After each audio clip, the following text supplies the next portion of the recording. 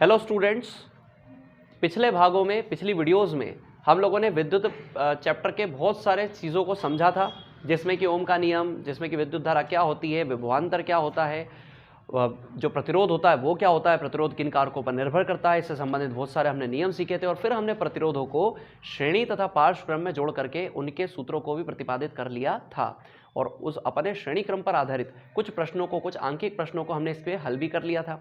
अब हम समांतर क्रम से संबंधित कुछ प्रश्नों को यहाँ पर हल कर रहे हैं।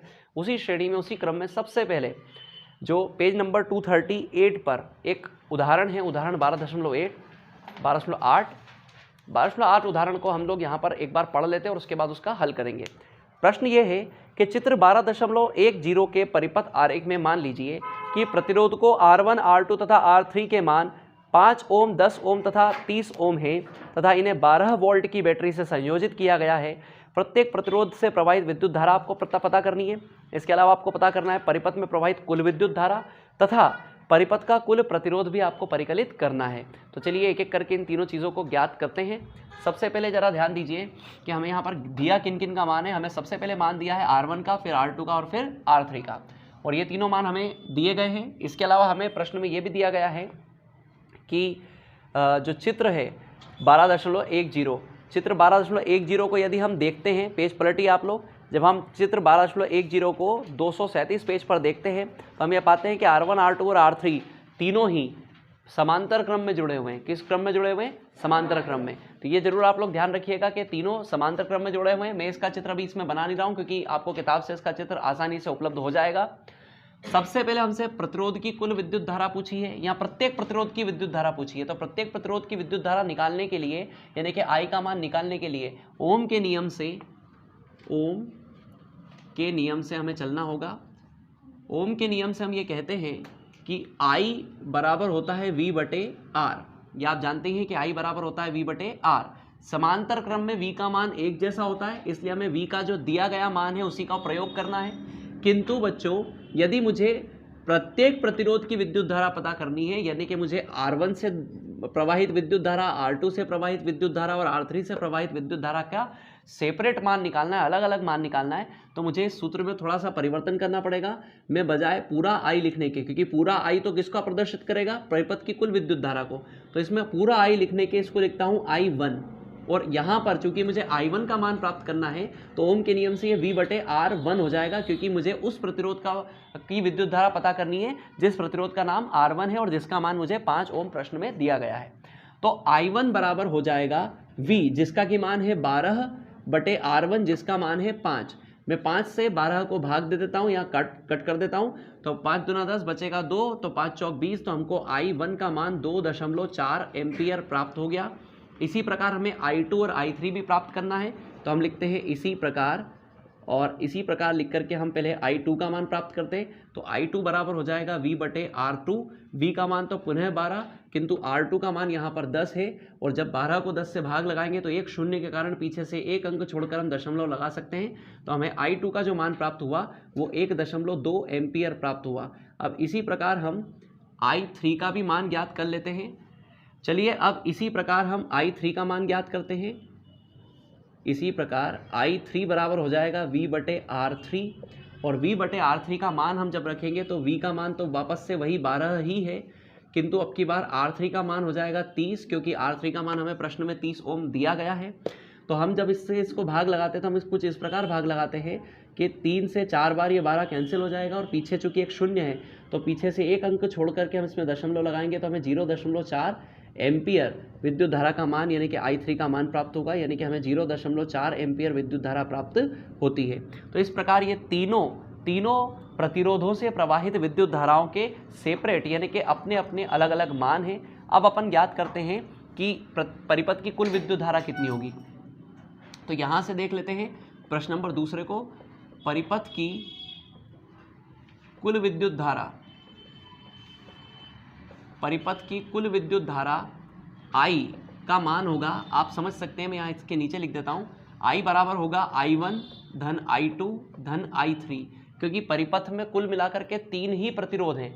अगर उन तीनों प्रतिरोधों से प्रवाहित विद्युत धारा के मान हमारे पास हैं तो हम परिपथ की कुल विद्युत धारा उन तीनों मानों के योग से निकाल सकते हैं। तो हमें I बराबर मिलेगा I1 जिसका कि मान है हमारे पास 2.4 जो हमने अभी अभी प्राप्त किया है, I2 का मान है हमारे पास 1.2 और I3 का मान है हमारे पास 0.4। जब हम इन तीनों को जोड़ेंगे तो हमें प्राप्त होता है 4 और 2 6 और 4 10, जिसका हम 0 लगा देंगे, इसका एक हासिल आएगा, 2 और 1 3 और 1 4, तो ये कुल मिलाकर के 4.0 बन रहा है, जिसे हम 4 एम्पियर लिख सकते हैं। तो हमें विद्युत धारा I का जो कुल मान प्राप्त होता है, इस परिपथ की कुल विद्युत धारा का जो मान प्राप्त होता है वो 4 एम्पियर प्राप्त होता है। अब हमें निकालना है तीसरे अंक के रूप में या तीसरे प्रश्न के रूप में परिपथ का कुल प्रतिरोध। तो जैसा कि आप जानते हैं कि हमारे पास परिपथ की कुल विद्युत धारा हमें पहले से ही प्राप्त हो चुकी है और परिपथ का कुल विभवांतर हमें प्रश्न में दिया गया था, तो इन दोनों की सहायता से हम परिपथ का कुल प्रतिरोध ओम के नियम से निकाल सकते हैं। तो आप ये जानते हैं कि ओम के नियम से जो परिपथ का कुल प्रतिरोध जो होगा, जिसे हम R से प्रदर्शित करेंगे, तो उस R का सूत्र होगा V/I, और V का मान हमें प्रश्न में दिया गया है 12, I का मान हमें प्राप्त हुआ है 4, 4 से 12 3 अंक बार कैंसिल हो जाएगा, तो हमें R का मान 3 ओम, यानी कि इस जो परिपथ है उसका कुल हमें जो प्रतिरोध प्राप्त होगा वो 3 ओम का प्राप्त होगा। तो इस प्रकार हमने तीनों प्रश्नों को हल कर लिया है। इसके बाद हम बढ़ते हैं अगले उदाहरण या अगले प्रश्न की ओर। तब तक आप इसका स्क्रीनशॉट लेकर के और इसको नोट कर सकते हैं। उदाहरण 12.9 में हमें कुछ मान दिए गए हैं, हम उन मानों को एक एक बार देख लेते हैं। हमें कुल 5 प्रतिरोधकों के मान R1, R2, R3, R4 और R5 के रूप में दिए गए हैं। चित्र कुछ इस प्रकार है, चित्र हमें प्रश्न में उपस्थित है, उपलब्ध दिया हुआ है। R1 का मान 10 ओम, R2 का 40, R3 का 30, R4 का 20 और R5 का 60 ओम हमें मान दिया गया है। हमसे 2 प्रश्न पूछे गए हैं कि कुल प्रतिरोध इस परिपथ का क्या होगा और कुल विद्युत धारा इस परिपथ की क्या होगी। साथ ही साथ हमें इसका विभवांतर उपलब्ध है जो कि वोल्टेज में 12 वोल्ट दिया गया है। अब हमें यहाँ पर सबसे पहले कुल प्रतिरोध प्राप्त करने के लिए हमें ये देखना होगा कि ये प्रतिरोधक किस संयोजन में जुड़े हुए हैं। तो हमने ये पाया कि R1 और R2 आपस में पार्श्व क्रम में, जबकि साथ ही साथ R3, R4 और R5 भी आपस में पार्श्व क्रम में जुड़े हुए हैं, किंतु इनका कुल प्रतिरोध और इन दोनों का कुल प्रतिरोध एक श्रेणी क्रम में जुड़ा हुआ है। यानी कि ये क्वेश्चन थोड़ा सा कॉम्प्लिकेटेड है, किंतु बहुत ज़्यादा टफ नहीं है। हम बस इस चित्र को देख करके समझें कि इसमें हमें किस प्रकार का संयोजन दिया हुआ है। सर्वप्रथम हमें R1 और R2 का पार्श्व क्रम संयोजन से कुल प्रतिरोध प्राप्त कर लेना चाहिए। तो जरा ध्यान दीजिए, मैं पहला वाला प्रश्न यहाँ पर हल कर रहा हूँ। तो R1 व R2 का संयोजन प्रतिरोध या संयोजित प्रतिरोध, हम इसे कुल प्रतिरोध भी कह सकते हैं बच्चों, या संयोजित प्रतिरोध भी कह सकते हैं, जिसे हम R डैश से प्रदर्शित करेंगे। अब चूंकि ये समांतर क्रम में है इसलिए हम 1/R डैश का इस्तेमाल करेंगे। 1/R डैश बराबर 1/R1 धन 1/R2। मान में इसके आगे ही रख रहा हूँ ताकि हमें हमारे स्थान की बचत हो और हम इसी एक ही बार में हम इस पूरे प्रश्न को हल कर पाएँ। तो 1/R1 का मान हमारे पास है 10 ओम प्लस 1/R2 का मान है हमारे पास 40 ओम। इन दोनों का जब हम हल करते हैं तो 1/R डैश बराबर हमें मिलता है 10 और 40 का लघुत्तम हमें मिलता है 40। 10 चौक 40 इसलिए हमें 4 मिलता है, 40 एकम 40 यानी कि हमें 1 मिलता है। ये हमें मिल जाएगा 4 और 1 5/40, 5 एकम 5, 5 8 40। तो यहाँ हमें 1/R डैश का मान 1/8 मिलता है, जिससे कि हम R डैश का मान डायरेक्टली निकाल सकते हैं कितना, 8 ओम। तो ये इन दोनों प्रतिरोधकों का कुल प्रतिरोध है। हम इसे थोड़ा सा पैक करके रखते हैं ताकि अपन इसकी आगे आने वाली ज़रूरत के रूप में इसका उपयोग कर सकें। अब हम R2, अब R3, R4 तथा R5 का संयोजित या कुल प्रतिरोध हम लोग प्राप्त कर लेते हैं और उस प्रतिरोध को हम लोग लिखेंगे R डबल डैश से प्रदर्शित करेंगे। तो 1/R डबल डैश बराबर 1/R3 धन 1/R4 धन 1/R5। ठीक है, आगे बढ़ते हैं। 1/R डबल डैश बराबर 1/R3 का मान हमारे पास है 30 ओम धन 1/R4 का मान है हमारे पास 20 ओम और 1/R5 का मान है हमारे पास 60 ओम। ठीक है, अब थोड़ा और आगे चलते हैं। 1/R डबल डैश बराबर, चलिए इसको मैं उस तरफ आगे की तरफ हल करता हूँ। तो 1/R डबल डैश बराबर हमें मिल रहा है 30, 20 और 60 का लघुत्तम 60। साथ ही साथ 30 से 60 को यदि भाग देते हैं तो 2 बार भाग होता है और 2 एकम 2 हमें मिलता है। 20 से 60 को भाग देते हैं तो 3 बार भाग जाता है और 3 एकम हमको 3 मिलता है। और 60 से 60 एक बार कटेगा तो एक एकम हमें 1 मिलेगा। तो हमें इस प्रकार कुल 3, 2, 5 और 1 6/60 प्राप्त हो रहा है, जिसे हमें हल करने पर 1/10 मिलेगा। तो 1/r डबल डैश का मान 1/10 है, तो r डबल डैश का कुल मान होगा सिर्फ 10 ओम। इस प्रकार हमें r डबल डैश का मान भी प्राप्त हुआ। अब इस आधार पर हम परिपथ का कुल प्रतिरोध निकाल सकते हैं। परिपथ का जो कुल प्रतिरोध होगा, परिपथ का कुल जो प्रतिरोध होगा उसे हम R से ही प्रदर्शित करेंगे। और चूंकि इन दोनों का संयोजन और इन तीनों का संयोजन श्रेणी क्रम में जुड़ा हुआ है, तो इन दोनों के संयोजन से प्राप्त ये जो R डैश और R डबल डैश के मान है, इन दोनों के लिए हम श्रेणी क्रम संयोजन का उपयोग करेंगे, यानी कि R डैश और R डबल डैश को सीधे जोड़ देंगे, जिससे हमें R का मान 8-10 यानी कि इस प्रकार 18 ओम प्राप्त होगा। तो इस परिपथ का जो कुल प्रतिरोध है वह 18 ओम हमको इस प्रकार यहाँ पर प्राप्त होता है। लेकिन यही हमारा प्रश्न हल नहीं होता। हमारे प्रश्न में एक सवाल और हमसे पूछा गया है, और वह है कुल विद्युत धारा। हमें दूसरे प्रश्न के हल के रूप में कुल विद्युत धारा का मान भी प्राप्त करना है। तो कुल विद्युत धारा I का जो मान हो जाएगा वो ओम के नियम से होगा V/R, यानी कि I बराबर V, इस परिपथ का कुल विभवांतर 12 है, बटे R, जिसका मान हमने अभी परिपथ के कुल प्रतिरोध के रूप में 18 निकाल लिया है। इन्हें अब जब हम हल करते हैं तो 6 दूना 12 और 6 तिया 18 के रूप में हल होते हैं। 3 से 2 को भाग लगाने पर 0.6666 बार आता जाता है, जिसे हम एक ही बार 0.67 के रूप में इंगित कर सकते हैं। तो हमें I का इस प्रकार मान 0.67 एम्पियर प्राप्त होता है। तो ये 0.67 एम्पियर हमें विद्युत धारा, जो इस पूरे परिपथ की कुल विद्युत धारा, उसका मान प्राप्त होता है। R का कुल मान हमारे पास 18 ओम और I का कुल मान हमारे पास 0.67 एम्पियर प्राप्त होता है। अब अपन बढ़ते हैं कुछ और आंकिक प्रश्नों की ओर, जो हमें यहाँ पर प्रश्न के रूप में इस उदाहरण के बाद में दिए गए हैं। बच्चों, प्रश्नों में जो सबसे पहला प्रश्न है वो हमें इस प्रकार दिया गया है कि जब 1 ओम और 10 की घात 6 ओम, ये A के रूप में है, और B के रूप में है कि 1 ओम 10 की घात 3 तथा 10 की घात 6 ओम के प्रतिरोध पार्श्व क्रम यानी कि समांतर क्रम में यदि संयोजित करें तो इनके तुल्य प्रतिरोध के बारे में क्या संबंध स्थापित कर सकते हो।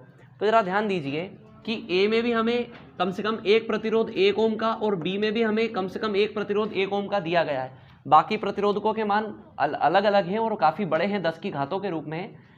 तो हमने यहाँ पर यह बताने की कोशिश की है कि इन प्रतिरोधकों को पार्श्व क्रम में जोड़े जाने के कारण इनका जो तुल्य प्रतिरोध होगा, यानी कि जो कुल प्रतिरोध आएगा, वह सबसे कम प्रतिरोध से कम आएगा। मतलब कि इन सब में सबसे कम प्रतिरोध है 1 ओम का, तो वो जो कुल प्रतिरोध या तुल्य प्रतिरोध आएगा वह 1 ओम से कम आएगा। तो मतलब अर्थात दोनों स्थितियों में तुल्य प्रतिरोध का मान 1 ओम से कम होगा। यानी कि जब 1 ओम के साथ में 1 ओम प्रतिरोधक के प्रतिरोध के साथ में आप कितने भी प्रतिरोधों को पार्श्व क्रम में जोड़ देते हैं, तो पार्श्व क्रम में आप जानते हैं कि हम 1 के बटे में उन मानों को लिखते हैं, यानी कि 1/Rp बराबर 1/R1 धन 1/R2 धन 1/R3 से हम उनको हल करते हैं। तो जब भी 1 के रूप में हम लोग लिखते हैं तो जो तुल्य प्रतिरोध आता है वह सबसे कम प्रतिरोध से भी कम आता है।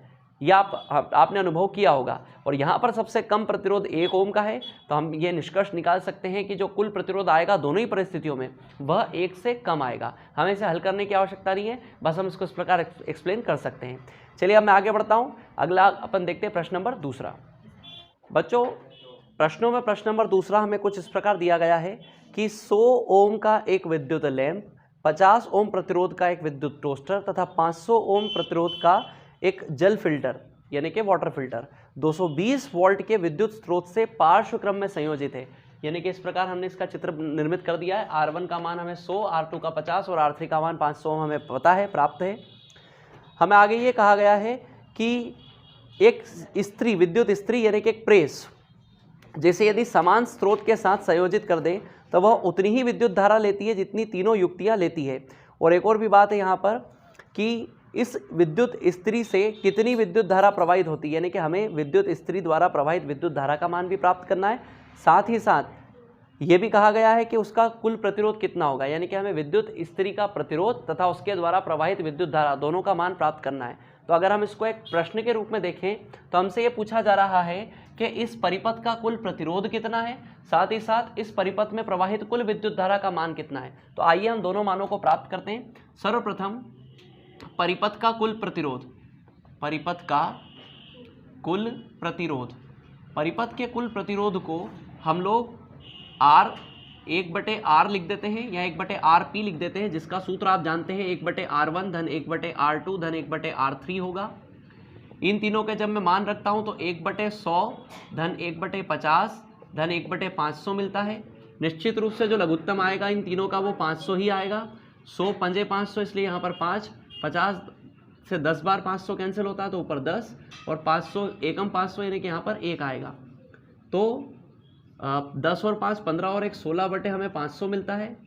जैसे हम चाहे तो यहीं पर कैंसिल आउट कर सकते हैं। चलिए अब कुछ हद तक तो हम इसे यहाँ पर कैंसिल कर देते हैं। जैसे कि यदि मैं इसे 2 से कैंसिल करता हूँ तो 2 से 16 8 बार होगा, 2 से 5 2 बार होगा, बचेगा 1, 2 पंजे 10 और फिर 1 0। फिर इसे 2 से कैंसिल किया जा सकता है 4 बार, और इसे हम कैंसिल यदि करना चाहें तो 2 एकम 2, 2 दूना 4, बचेगा 1, 2 पंजे 10। कुल मिलाकर के हमें 4/125 प्राप्त होता है 1/RP का मान। तो उस आधार पर हमें RP का जो मान प्राप्त होगा वो इसका व्युत्क्रम प्राप्त होगा, यानी कि 125/4। ये हमें इनका उल्टा वाला प्रतिरोध प्राप्त होगा, यानी कि इनका व्युत्क्रम कर देंगे हम लोग।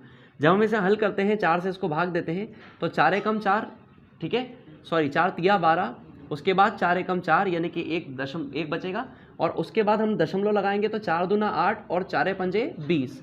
इस प्रकार हमें RP का जो मान प्राप्त होगा वह 31.25 ओम प्राप्त होगा। ये हमें इस परिपथ का कुल प्रतिरोध दिया गया है। तो हम ये कह सकते हैं कि विद्युत स्त्री का जो प्रतिरोध है वो भी कितना होगा, 31.25। वास्तविकता में प्रश्न ये था कि इस परिपथ का जो कुल प्रतिरोध है उतना ही प्रतिरोध उस विद्युत स्त्री का भी है। तो स्त्री के प्रतिरोध को निकालने के लिए, यानी कि उस प्रेस के प्रतिरोध को निकालने के लिए हमें इस परिपथ का कुल प्रतिरोध प्राप्त करना था। अब यही प्रतिरोध स्त्री का हो गया तो उस हिसाब से अपने पास उस प्रेस का प्रतिरोध प्राप्त हो गया है। अब हमें इस परिपथ की विद्युत धारा पता करनी है, जिससे कि हम उस प्रेस की विद्युत धारा भी पता कर लेंगे। अब देखो जरा सारे बच्चे, विद्युत स्त्री की या का प्रतिरोध, विद्युत स्त्री का प्रतिरोध हमें प्राप्त होगा। चलो थोड़ा सा इसको मैं नीचे की तरफ लिख देता हूं। विद्युत स्त्री का प्रतिरोध वो भी कितना होगा, 31.25 ओम। वो भी कितना होगा, 31.25 ओम। अब हम विद्युत स्त्री द्वारा प्रवाहित विद्युत धारा का मान ज्ञात करना चाहते हैं, जिसे हम I से प्रदर्शित करते हैं, और ओम के नियम से I का सूत्र होता है V/R। हमारे पास इस पूरे परिपथ का कुल विभवांतर 220 वोल्ट प्राप्त है। साथ ही साथ अभी अपन ने इस पूरे परिपथ का कुल प्रतिरोध 31.25 प्राप्त किया है।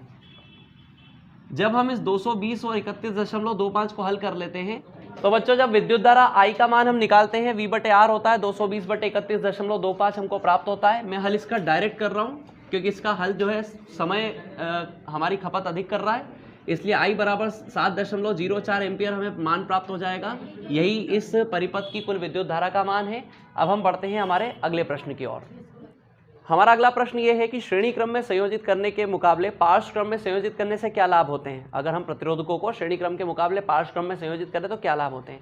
जिस पेज पर हम ये प्रश्न पढ़ रहे हैं उसी पेज पर ऊपर की ओर हमें एक पैराग्राफ दिया गया है जिसमें इसके कुछ बिंदु उत्तर के रूप में हमें प्राप्त होते हैं। जैसा कि हम पढ़ सकते हैं इसमें ऊपर से तीसरी चौथी लाइन में कि श्रेणीबद्ध परिपथ से एक प्रमुख हानि यह होती है कि जब परिपथ का एक अवयव कार्य करना बंद कर देता है तो परिपथ टूट जाता है। सीधी सी बात है कि जब एक अवयव कार्य नहीं करेगा तो पूरा परिपथ टूट जाएगा श्रेणी क्रम में। किंतु समांतर क्रम में फायदा ये होता है यदि एक परिपथ टूट भी जाए, एक अवयव काम ना भी करे तो बाकी के अवयवों में विद्युत धारा सतत प्रवाहित होती रहेगी और वे काम करते रहेंगे। तो पहला और प्रमुख फायदा हमको समांतर क्रम में या पार्श्व क्रम में संयोजित करने का यही होता है, और प्रमुख हानि श्रेणी क्रम में संयोजित करने पर यही होती है। आगे बढ़ते हैं अपन लोग। अगला जो कुछ इसमें एक उदाहरण दिया है कि जैसे सीरीज होती है तो सीरीज में अगर एक बल्ब भी खराब हो जाता है तो उसको ढूंढना बहुत मुश्किल होता है। और सीरीज जो रहती है, जो बल्ब की सीरीज होती है जो त्योहारों के समय या शादियों के समय हमारे घरों में लगाई जाती है, तो उन सीरीज में बल्ब को जो खराब बल्ब होता है उसको ढूंढना बड़ा ही मुश्किल होता है। आगे बढ़ते हैं, और इसी कारण से क्योंकि वो श्रेणी क्रम में जुड़े रहते हैं और हमें पता नहीं होता कि कौन सा बल्ब फ्यूज है। आगे बढ़ता हूं मैं। इसके विपरीत पार्श्व क्रम परिपथ में विद्युत धारा विभिन्न वैद्युत साधित्रों में विभाजित हो जाती है, यानी कि विद्युत धारा अलग अलग यंत्रों में विभाजित हो रहती है। तो विशेष रूप से तब तक कुल प्रतिरोध विशेष रूप से यह तब तक अधिक सहायक होता है जब साधित्रों के प्रतिरोध भिन्न भिन्न होते हैं तथा उन्हें उचित रूप से कार्य करने के लिए भिन्न विद्युत धारा की आवश्यकता होती है। तो देखिए, समांतर क्रम जो होता है वो कई मामलों में फायदे में होता है। कुछ बिंदु मैं आपको वैसे ही बता देता हूँ। जैसे कि आप ये जानते हैं कि समांतर क्रम संयोजन में विभवांतर का मान समान होता है, तो चूंकि उसमें विभवांतर का मान समान होता है इसलिए एक जैसी विद्युत धारा, मतलब एक जैसा विभवांतर सभी यंत्रों को प्राप्त होता है। तो जिस यंत्र को जितनी विद्युत धारा की आवश्यकता है उसको उतनी विद्युत धारा प्राप्त होती है। पहला फायदा ये हो गया। श्रेणी क्रम में जोड़ने पर हमने अभी पढ़ा, जैसा कि हमने ध्यान दिया था कि बल्ब जो है अगर एक भी फ्यूज़ हो गया या कोई भी यंत्र फ्यूज़ हो गया तो बाकी सारे यंत्र भी काम करना बंद कर देंगे। तो दूसरा एक नुकसान श्रेणी क्रम से ये होता है और इतना ही फायदा पार्श्व क्रम में होता है। तीसरा एक महत्वपूर्ण बिंदु है जो आपको अपने उत्तर में शामिल करना चाहिए कि समांतर क्रम संयोजन में कुल प्रतिरोध का मान सबसे छोटे प्रतिरोध से कम आता है। पिछले कुछ उदाहरणों से हमने इस बात को समझा है। तो कुल प्रतिरोध का मान कम आएगा तो सीधी सी बात है कि विद्युत धारा का नुकसान, विद्युत धारा का नष्ट होना नहीं हो पाएगा, क्योंकि प्रतिरोध कम है तो विद्युत धारा अधिक होगी, इससे विद्युत धारा का लॉस नहीं होगा और इस स्थिति में हमारे जो सभी यंत्र हैं वो सुचारू रूप से कार्य करते रहेंगे। तो ये हम इसको तीसरा बिंदु बता सकते हैं कि समांतर क्रम में कुल प्रतिरोध कम होता है जिससे विद्युत धारा आसानी से बहती है, जिससे सभी यंत्र व्यवस्थित रूप से कार्य करते हैं। किंतु श्रेणी क्रम में जो कुल प्रतिरोध होता है वो सभी प्रतिरोधकों से अधिक आता है क्योंकि हम उनका योग करते हैं, और कुल प्रतिरोध यदि अधिक है तो निश्चित रूप से विद्युत धारा का मान कम होगा और विद्युत धारा का लॉस होगा। तो श्रेणी क्रम और समांतर क्रम में इस प्रकार का अंतर होता है। कुल मिलाकर समांतर क्रम कई मामलों में बहुत ही अच्छा है जबकि श्रेणी क्रम इतना अच्छा नहीं माना जाता। अब हम बढ़ते हैं हमारे अगले प्रश्न की ओर। बच्चों, जो अगला प्रश्न है उसमें हमें यह कहा जा रहा है कि 2, 3 तथा 6 ओम के प्रतिरोधकों को हमें ऐसा किस प्रकार संयोजन करना चाहिए कि उनसे हमें कुल प्रतिरोध 4 ओम और दूसरी स्थिति में 1 ओम प्राप्त हो। तो जैसा कि हम जानना चाहते हैं कि हमें 4 ओम का कुल प्रतिरोध प्राप्त करना है तो हम इन तीनों प्रतिरोधकों को किस प्रकार जोड़ें। तो एक साधारण सा पहले परिपथ का, मूल परिपथ का निर्माण कर लेते हैं जिसमें एक सेल अथवा बैटरी है, एक प्लग कुंजी है और इस प्रकार का यह संयोजन है। इस संयोजन में हमें इन प्रतिरोधकों को ऐसा किस प्रकार जोड़ें कि हमें 4 ओम प्राप्त हो। तो जैसा कि आप लोग देख सकते हैं हम यहाँ पर ये करने जा रहे हैं कि 2 प्रतिरोधकों को जिनके मान 3 तथा 6 ओम हैं उनको हम समांतर क्रम में जोड़ रहे हैं, और तीसरे प्रतिरोधक जिसका कि मान हमारे पास 2 ओम है उस तीसरे प्रतिरोधक को हम इन दोनों के साथ श्रेणी क्रम में जोड़ रहे हैं। यानी कि हमने परिपथ का निर्माण कुछ इस प्रकार किया है कि उसमें 3 ओम तथा 6 ओम के प्रतिरोधक समांतर क्रम में और फिर 2 ओम का प्रतिरोधक उन दोनों के साथ श्रेणी क्रम में जुड़ जाए। यदि हम इस प्रकार के परिपथ का निर्माण करते हैं तो हम देखते हैं कि हम किस प्रकार इसका कुल संयोजन प्राप्त करते हैं। आइए सर्वप्रथम हम 3 और 6 ओम प्रतिरोधकों का कुल प्रतिरोध प्राप्त करते हैं। आइए देखते हैं, हम इसे प्रदर्शित करते हैं 1/r डैश से, जिसका सूत्र होगा 1/r1 तथा 1/r2। यहाँ पर 1/r1 के रूप में 1/3 और 1/r2 के रूप में 1/6 हमारे पास उपलब्ध है। हम इन दोनों का जब लघुत्तम लेते हैं तो हमें 1/r डैश बराबर 3 और 6 का लघुत्तम 6 प्राप्त होता है। 3 दूना 6 से हमें 2 और 6 कम 6 से हमें 1 प्राप्त होता है। जब हम इन्हें हल करते हैं तो 2 और 1 3/6 हमें इस प्रकार प्राप्त होता है। तो इस प्रकार हमें 1/2 1/r डैश का मान हमें 1/2 प्राप्त होता है। यदि हम इसे आगे बढ़ाएं तो हमें r डैश का मान 2 ओम प्राप्त हो जाता है, यानी कि इन दोनों का कुल प्रतिरोध हमें 2 ओम प्राप्त हो रहा है। अब हम इन दोनों को जब जोड़ देते हैं, क्योंकि दूसरा वाला यानी कि अंतिम जो R3 है वो इन दोनों के कुल संयोजन के साथ श्रेणी क्रम में जुड़ा हुआ है, तो परिपथ का कुल संयोजन यदि हम इस प्रकार प्राप्त करना चाहें जैसे मैं R से प्रदर्शित कर रहा हूं तो वो R डैश और R3 के योग के बराबर होगा। R डैश का मान जहां 1 और हमने अभी अभी 2 ओम प्राप्त किया है, वहीं R3 का मान हमें प्रश्न में ही 2 ओम प्राप्त था। तो इस प्रकार दोनों को जोड़ने पर हमें 4 ओम का कुल संयोजित प्रतिरोध प्राप्त होता है, जो हमारे पहले प्रश्न का उत्तर है। तो वास्तविकता में था क्या इस प्रश्न में, हमें इस प्रश्न में परिपथ को कुछ इस प्रकार डिजाइन करना था कि इन प्रतिरोधकों का कुल प्रतिरोध अंतिम रूप से 4 ओम प्राप्त हो जाए। हमने उनको हल करके ये बता भी दिया कि हाँ, हमारा प्रतिरोध अंतिम रूप से 4 ओम प्राप्त हो रहा है। यदि इसी प्रकार हमें 1 ओम कुल प्रतिरोध प्राप्त करना है तो इसके लिए आप लोग देखिए कि दिए गए प्रतिरोधकों के मान 2, 3 और 6 हैं, जबकि जो प्राप्त करना है वह 1 ओम है, जो कि सबसे छोटे प्रतिरोध से भी कम है। इसका अर्थ ये हुआ कि निश्चित रूप से हमें इन तीनों प्रतिरोधकों को समांतर क्रम में जोड़ा जाना चाहिए। तो जब मैं इसका दूसरा प्रश्न हल करता हूँ तो मैं इन तीनों प्रतिरोधकों को किसी प्रकार समांतर क्रम में जोड़ देता हूँ। कुछ इस तरीके से मैं इन्हें समांतर क्रम में जोड़ देता हूँ जिससे कि ये तीनों प्रतिरोध जो कि 2, 3 तथा 6 ओम के हैं वो एक परिपथ से समांतर क्रम में इस प्रकार जुड़ जाते हैं। यहाँ पर इस परिपथ में एक प्लग कुंजी, तार तथा एक बैटरी यानी कि सेल जो है वो जुड़ा हुआ है, करंट I जब यहाँ से फ्लो होता है तो वो तीनों दिशाओं में, तीनों प्रतिरोधकों में अलग अलग जाता है। क्योंकि ये तीनों समांतर क्रम में जुड़े हुए हैं, इसलिए इनका कुल जो संयोजन प्राप्त होगा वो 1/R बराबर 1/R1 धन 1/R2 धन 1/R3 द्वारा प्राप्त होगा। जब मैं इसमें मान रखता हूं तो 1/R बराबर 1/R1 का मान 1/2, 1/R2 का मान 1/3 और 1/R3 का मान 1/6 प्राप्त होता है। इसे थोड़ा और हल करने पर हम देखते हैं कि 1/R बराबर तीनों का जो लघुत्तम आता है 2, 3 और 6 का, वो हमें 6 ही प्राप्त होता है। 2 से 6 3 बार कटता है तो हमें 3 प्राप्त होता है। 3 से 6 को 2 बार विभाजित किया जा सकता है और 6 से 6 को 1 बार। इस प्रकार 3 और 2 5 और 1 6/6 हमें प्राप्त होता है, जो एक बार एक दूसरे को कैंसिल कर देते हैं। तो यदि 1/R का मान 1/1 है तो निश्चित रूप से R का मान भी हमको 1 ओम प्राप्त होता है, जो इस परिपथ का कुल प्रतिरोध है, जबकि हमने इन तीनों प्रतिरोधकों को समांतर क्रम में जोड़ा है। तो इस प्रकार 1 ओम कुल प्रतिरोध तथा 4 ओम कुल प्रतिरोध हम प्राप्त कर सकते हैं। कब? जब हम उनमें से किन्हीं भी दो को, शुरुआती दो को समांतर में और तीसरे को श्रेणी में जोड़ें, और जब हम उन तीनों को ही समांतर क्रम में जोड़ दें। तो इस प्रकार हम इस प्रश्न को हल करते हैं। अगला जो प्रश्न हमें दिया गया है कि 4 ओम, 8 ओम, 12 ओम तथा 24 ओम प्रतिरोधक की 4 कुंडलियों को किस प्रकार संयोजित करें कि संयोजन से अधिकतम तथा निम्नतम प्रतिरोध प्राप्त हो सके। बच्चों, ये प्रश्न हम आप लोगों को स्वयं करने के लिए दे रहे हैं, लेकिन इसके साथ हम आपको कुछ हिंट भी देते हैं। जैसे कि हमें 4 अलग अलग प्रतिरोधक दिए हुए हैं, उनके मान हमें प्राप्त हैं। यदि हमें अधिकतम प्रतिरोध प्राप्त करना है तो निश्चित रूप से हमें इन चारों को श्रेणी क्रम में जोड़ देना चाहिए। यानी कि यदि हम एक प्रथम दृष्टया इनको श्रेणी क्रम में जोड़ करके इनका कुल प्रतिरोध प्राप्त करना चाहें तो 24 तथा 12 36, 36 और 8 44, 44 और 4 48 ओम हमें इनका कुल प्रतिरोध वैसे ही प्राप्त हो जाता है, और यही अधिकतम प्रतिरोध है। इसी प्रकार यदि हम इन चारों को समांतर क्रम में जोड़ देंगे तो हमें इन चारों में से सबसे कम अर्थात 4 ओम से भी कम प्रतिरोध प्राप्त होगा, और वही इसका निम्नतम प्रतिरोध होगा। तो कुल मिलाकर के इस प्रश्न को, अंतिम प्रश्न को हल करने के लिए आपको पहले इन चारों प्रतिरोधकों को श्रेणी क्रम में तथा बाद में समांतर क्रम में जोड़ देना है। जब आप इन्हें श्रेणी क्रम में जोड़ेंगे तो आपको अधिकतम प्रतिरोध प्राप्त हो जाएगा, और जब आप इन्हें समांतर क्रम में जोड़ेंगे तो आपको न्यूनतम प्रतिरोध प्राप्त हो जाएगा। तो ये प्रश्न आप लोग को स्वयं से हल करना है, और इसके बाद आने वाले टॉपिक हम लोग अगली वीडियो में कवर करेंगे। तब तक के लिए आप सभी का धन्यवाद। थैंक यू बच्चों।